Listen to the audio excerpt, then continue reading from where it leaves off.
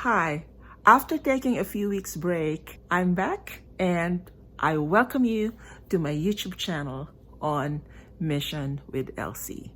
Today, I want to share with you from Psalm chapter 5, verse 12.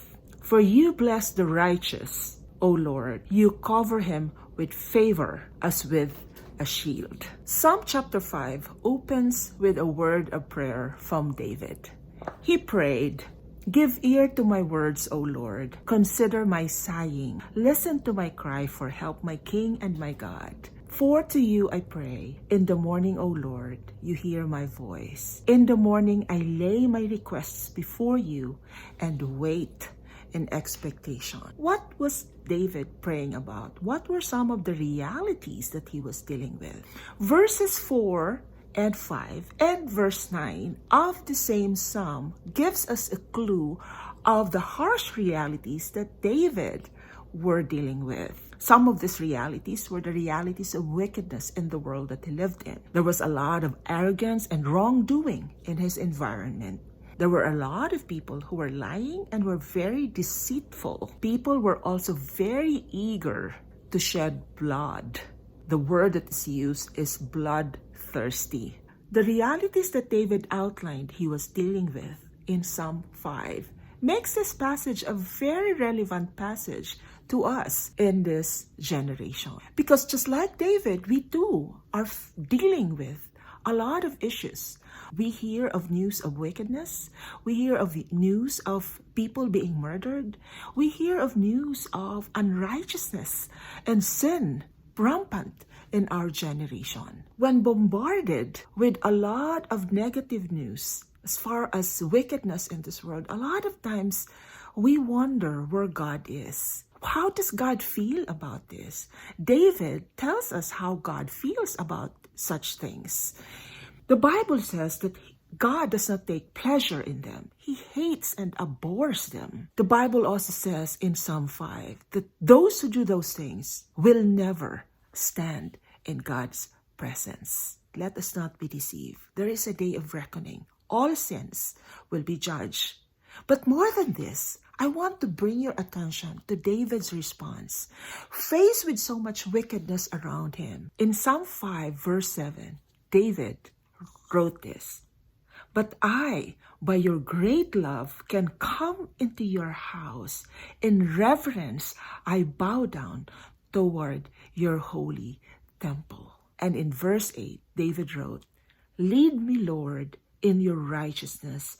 Because of my enemies, make your way straight before me." So what was David's response? His response in the midst of wickedness, in the midst of discouraging turn of events, in the midst of living with people who are eager to kill and to murder and who lies, David said, "Because of your love, I will come to your house. I will reverence and bow down. I will worship you." And not only did David focus on worshiping the Lord, but David also prayed a prayer. His prayer was this: "Lord, lead me in the path of righteousness." He prayed for guidance from the Lord in the midst of wickedness around him. We live in a very difficult time where there's so many discouraging events that happens around us. And many times we fear for our lives. We fear for the lives of our loved ones. However, from David we learn, instead of fearing, let us focus on the reality of God's love and understand that God's love is not diminished by the wickedness in this world. Because of His love, we can come and worship Him. We can choose to bow before Him. And when we feel shaken, when we feel uncertain, like David, we should pray, "Lord, guide me. Guide me in the path of righteousness. Help me, Lord, not to be overwhelmed. Help me, Lord, not to give in to the wickedness that's around me." Verse 11, David said this: "Lord, let all who take refuge in you be glad. Let them ever sing for joy." Spread your protection over them, that those who love your name may rejoice in you. There's reward when we choose to come to the Lord's presence in times of difficulty, in times when wickedness seems to be prevailing in our world. This rewards joy, rejoicing, protection from the Lord.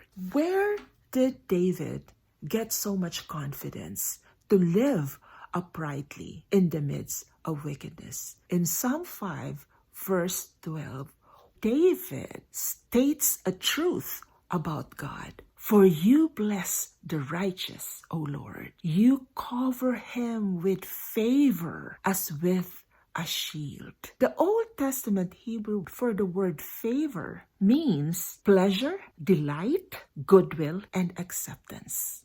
David said, the righteous is surrounded, is shielded with his favor. If you are a child of God, you are surrounded with his delight, with his pleasure, with his goodwill, and with his acceptance. It is God's favor that will enable you to walk confidently amidst the wickedness that is rampant in our days, knowing that you are unconditionally loved and accepted by God, the creator of heaven and earth, will keep you grounded when things seems to go wrong around you. God bless you. I pray that His word brought you encouragement today.